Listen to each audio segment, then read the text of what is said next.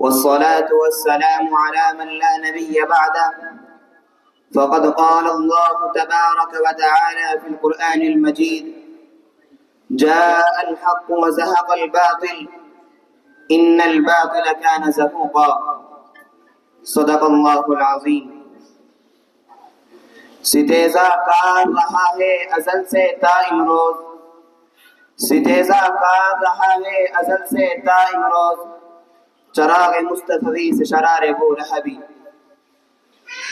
صدر محترم، سامعین کرام، آج کس رونق بس میں آپ حضرات کے سامنے نور ظلمت کے تصادم کے متعلق کچھ عرض کرنے کی جسارت کر رہا ہوں۔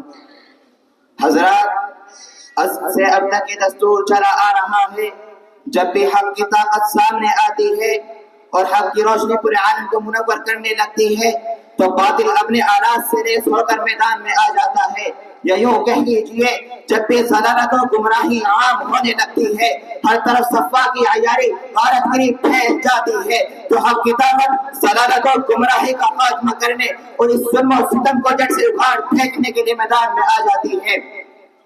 پھر حق و باطل کی طاقت میں ٹکر ہوتی ہے، باطل طرح طرح کی کوشش کرتا ہے کہ وہ حق کی طاقت کو پاش پاش کر دے، لیکن وہ خود ہی پاش پاش ہو جاتا ہے۔ تاریخ شاہد ہے، باطل کی طاقت جب بھی میدان میں آئی تو حق نے ہمیشہ آگے بڑھ کر اس کی قوت کو ختم کر ڈالا، اور جب بھی کبھی فرعون نے اپنے سر اٹھایا تو عصائے موسیٰ کی ضرب نے اس کے ٹکڑے کر دیے۔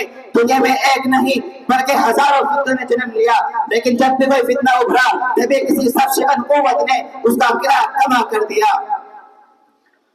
تاریخ ہمیں بتاتی ہے، واقعات اس بات کی شہادت دیتے ہیں کہ فتنہ ابتداء کو کچلنے کے لیے سیدنا ابوبکر صدیق، خارج کو ختم کرنے کے لیے حضرت علی، بنی امیہ کے مظالم کو مٹانے کے لیے حضرت عمر بن عبد العزیز، فتنہ خلق قرآن کو فروغ کرنے کے لیے امام احمد بن حنبل، فتنہ اعتزال کے لیے ابو الحسن اشعری، فلسفہ یونان کی الحاد کے لیے امام غزالی، معتزلوں کی مسیحائی کے لیے شیخ عبد القادر جیلانی، صلیبی لڑائیوں کے لیے نور الدین زنگی، صلاح الدین ایوبی، تاتاری شہنشاہوں کے قلوبوں کو گرمانے کے لیے جلال الدین رومی، ہندوستان میں اسلامی تحریک چلانے کے لیے خواجہ معین الدین چشتی، شیخ شرف الدین یحییٰ منیری، شاہ ولی اللہ محدث دہلوی، سید احمد شہید بریلوی۔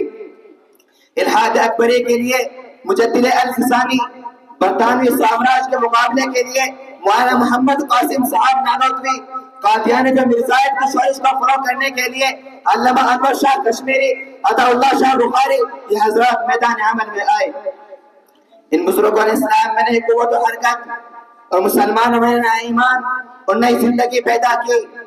یہ افراد ذہنی، علمی، اخلاقی اور روحانی ہر اعتبار سے اپنے زمانے کے ممتاز ترین افراد تھے، طاقتور دل آویز شخصیتوں کے مالک تھے۔ جاہلیت اور ضلالت کی ہر نئی ظلمت کے لیے ان کے پاس کوئی نہ کوئی یہ بیزا ضرور تھا۔ حضرات، اسلام میں جس نے بھی رہنا پیدا کیا، اسلامی تعلیمات کے خلاف جس نے بھی آواز اٹھائی، حق کے مقابل جو بھی نبرد آزما ہوا، آج ان کا حشر دنیا والوں کی نگاہوں سے پوشیدہ نہیں ہے۔ تاریخ کے اوراق میں ان کا انجام دیکھا جا سکتا ہے۔ ان کی آواز دبا دی گئی، باطل کو چکنا چور کر دیا گیا، انہیں گناہوں کو مسمار کر دیا گیا۔ اس کے بالمقابل حق اب تک اسی طرح تابع و درخشاں ہے، زندہ اور زندگی بخش ہے۔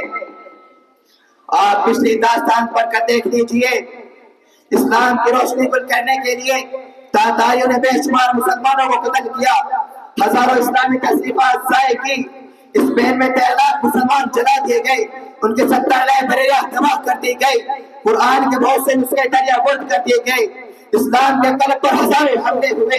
ایک طرف باطنیت اور اس کی شاہ اسلامی روح اور اس کے نظام عقائد کے لیے سخت خطرے کا باعث تھی، تو دوسری طرف مسلمانوں کی زندگی سے بے دخل کرنے کے لیے صلیبیوں کی یورش اور تاتار کا حملہ کافی تھا۔